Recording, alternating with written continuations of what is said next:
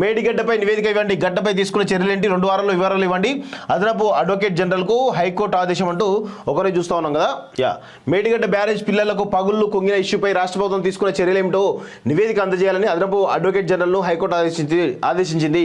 Dam safety authority పరిశీలించిన తర్వాత సిఎస్కు రాసిన లేఖకు స్పందన ఏంటో తెలియజేయాలని స్పష్టం చేసింది. మేడిగడ్డ ఘటనపై కాంగ్రెస్ నేత నిరంజన్ గతంలో దాఖలు చేసిన పిటిషన్ను మంగళవారం chief justice Alok Aradhe, justice Jukanti Jagannath నేతృత్వంలో ధర్మాసనం విచారణ జరిపింది. 2 వారాల గడువు ఇచ్చి తదుపరి విచారణకు వాయిదా వేసింది. అయితే పిటిషనర్ ఈడీ, సిఐడి రాష్ట్రపతికి లేఖలు రాయడం ద్వారా వారిని ఏం కోరదలుచుకున్నారని ప్రశ్నించింది.